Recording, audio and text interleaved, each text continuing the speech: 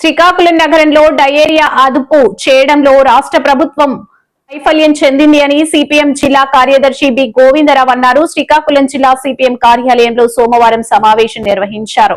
వారం రోజులు గడిచినప్పటికీ తగిన వైద్యం అందటం లేదన్నారు. నమస్కారం. శ్రీకాకుళం నగరంలో ఈరోజు డయేరియా అదుపు చేయడంలో రాష్ట్ర ప్రభుత్వం పూర్తిగా విఫలమైంది. ఈ రోజు విఫలమైన కారణంగానే ఈ రోజుకు వారం రోజులు గడిచినప్పుడు కూడా ఈ రోజు చిన్న ఒక డయేరియా లాంటిది కూడా ఇవాళ అదుపు చేయలేక ప్రజలు ప్రాణాలు కోల్పోతుంటే కనీసం ఈ జిల్లా మంత్రి వ్యవసాయ శాఖ మంత్రి గారు కనీసం ఇప్పటి వరకు పరామర్శకు కూడా వెళ్ళలేదు. ఇది బాధాకరమైన విషయం.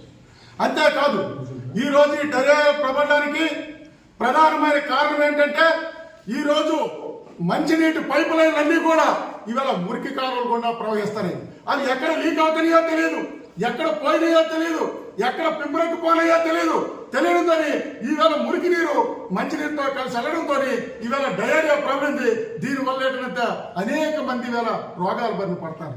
మరొక వైపున ఈ శ్రీకాకుళం జిల్లాలో మొత్తం అంతా మురికి నీరు, సెప్టిక్ ట్యాంక్ నీరు, హాస్పిటల్ వ్యర్థాలు మొత్తం అంతా కూడా ఇవాళ ఎటువంటి శుద్ధి చేయకుండా ఇవాళ నాగావళి నదికి ఇవాళ లైన్ కనెక్షన్ అయి ఉంది.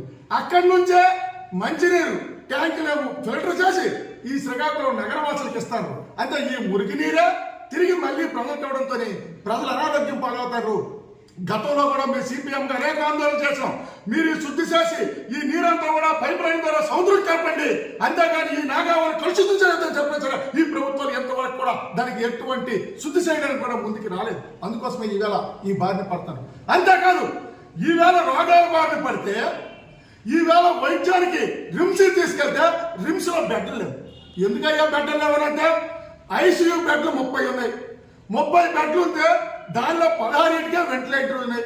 ఈవేళ 214 కేసులు నమోదైనాయి అంటే నువ్వు ఐసీయూ బెడ్లు రిమ్స్ హాస్పిటల్ లేకపోతే రోగుల పరిస్థితి ఏంటి అని చెప్పి వారి ప్రభుత్వం కడతాం. అందుకోసం ఈ ప్రభుత్వం ప్రజల ఆరోగ్యం పట్ల, ప్రజా వైద్యం పట్ల నిర్లక్ష్యంగా ఉండి విఫలం అయ్యిందని చెప్పి సందర్భంగా మీరు తెలియజేస్తాం. అంతేకాదు ఎంత పెద్ద రిమ్స్ ఉంది, ఇక్కడేమో అనేక డిపార్ట్మెంట్కి డాక్టర్లు లేదు. ఈరోజు ఎన్నో ట్రైనాలజీకి లేరు,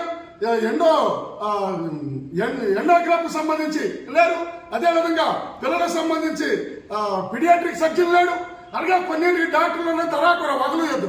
అంటే ఆంకాలజీకి ఒకరు ఉన్నారు, అలాగే కార్డియాలజీకి ఒక ఇద్దరు ఉన్నారు, అలాగే న్యూరో సర్జన్, యూరోకి ఒక్కొక్కరు చెప్తున్నారు. కానీ ఇక్కడ ఒక డిపార్ట్మెంట్కి 4 ఉండాలి.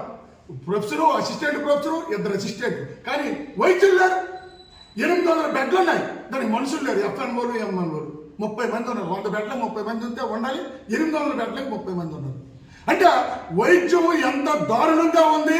ఈ ప్రభుత్వం వైద్యం పట్ల ఎంత నిర్లక్ష్యం వహిస్తుంది. ఈవేళ ప్రజలకు ఏ విధంగా వైద్యం అందలేదనడానికి ఇది ఒక నిదర్శనం కాదా అని మేము అడుగుతున్నాం. ఎట్లాంటి ప్రభుత్వ వైఫల్యాలన్నీ కూడా తప్పిదాన్ని కప్పిపుచ్చడం కోసం ఈవేళ ఉద్యోగుల మీద వేటేసినావు, ఈవేళ ఉద్యోగుల మీద దాడి చేస్తున్నావు. ఇది సరైనది కాదు. ప్రజలు నీకు వ్యతిరేకిస్తారు. ఉద్యోగులు తన మొత్తం అంతా కూడా మొత్తం శ్రమని ఇవాళ దారిపాసి ప్రజల కోసం పనిచేస్తున్న మీద మీరు చర్యలు తీసుకుంటారా అని చెప్పి ఇవాళ వ్యవసాయ శాఖ మంత్రి అచ్చెన్నాయుడు గారిని ఇవాళ మీరు ప్రశ్నించదలుచుకోవడం. అందుకోసం ఈ రోజు మేము చెప్తున్నాం, వెంటనే పైపు లైన్లన్నీ కూడా మరమ్మతులు చేయాలి. కొత్త పైపు లైన్లు వేసి నీరు ఇవ్వాలా. అదేవిధంగా నాగావళి నదిని కలుషితం లేకుండా చూడాలి, శుద్ధి చేసి నీరు మాత్రం మొగ్గాలి. అలాగే ఈ రోజు చనిపోయిన వ్యక్తులకి ఒక్కొక్కరికి 25 లక్షలు చొప్పున నష్టపరిహారం ఇవ్వాలని చెప్పి మేము సిపిఎం పార్టీగా డిమాండ్ చేస్తున్నాం. రాష్ట్ర ప్రభుత్వం ఎప్పటికైనా సరే ఇవన్నీ కానీ పరిశీలన చేయకపోతే భవిష్యత్తులో పెద్ద ఎత్తున పోరాటం చేస్తామని చెప్పి హెచ్చరిక జారీ చేస్తున్నాం.